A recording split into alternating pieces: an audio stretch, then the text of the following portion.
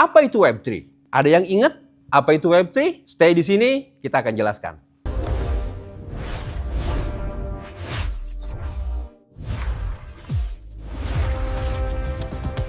Halo, selamat siang teman-teman semua. Ketemu lagi dengan saya Edi Amsyah dari PT Auto Media Group.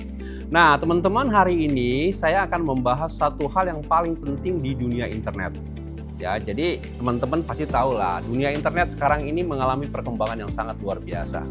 Nah, tapi kalau Anda yang bagian dari Gen X gitu ya, tentu paham bahwa ada beberapa generasi internet yang kita tahu.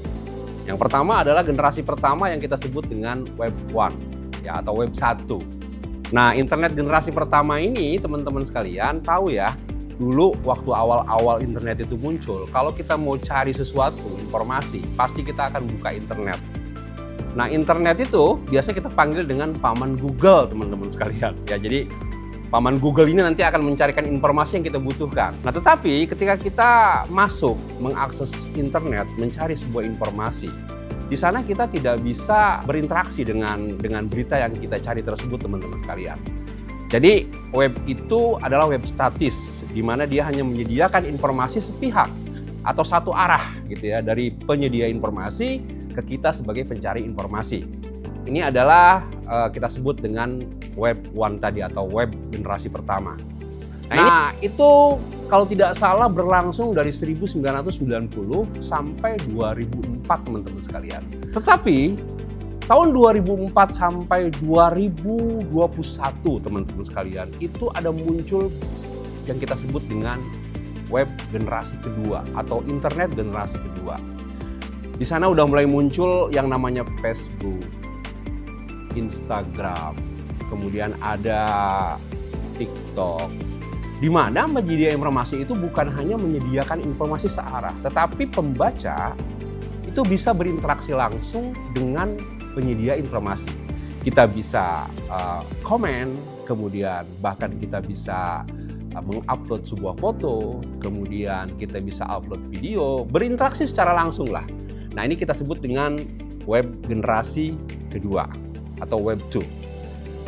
Tetapi teman-teman sekalian, kelemahan dari Web 2 itu adalah semua data yang kita masukkan ya itu dikendalikan oleh pihak penyelenggara. Kiriman Anda atau apa yang Anda upload itu akan di-share, itu semuanya dikendalikan oleh pihak penyelenggara ya. Jadi terserah dia, kalau misalnya si penyelenggaranya ini nggak berkenan, mungkin ketika Anda berusaha upload nggak akan ya bisa nggak akan disampaikan ke publik gitu ya, seperti itu. Nah, kemudian sejak 2021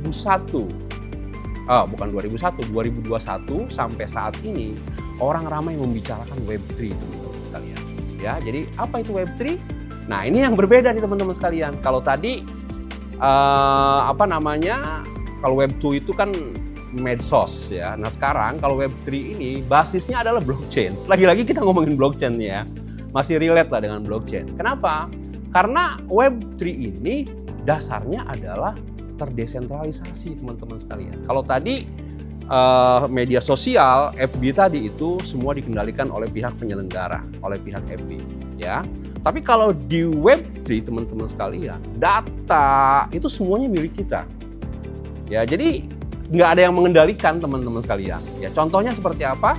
Ada banyak sekarang platform-platform yang berbasis Web3 ya, seperti kayak DeFi, Decentralized Finance ya. Kemudian ada aplikasi-aplikasi atau kita sebut dengan dApps, Decentralized Application gitu ya. Itu juga adalah Web3. Nah, ada banyak lagi ya teman-teman sekalian kalau kita sebut dengan Web3 ini. Teman-teman mungkin ada yang mengerti soal ini ya, boleh nanti teman-teman komen di bawah jenis-jenis Web3 yang sudah familiar di masyarakat. Nah, kira-kira itu hari ini pembahasan kita.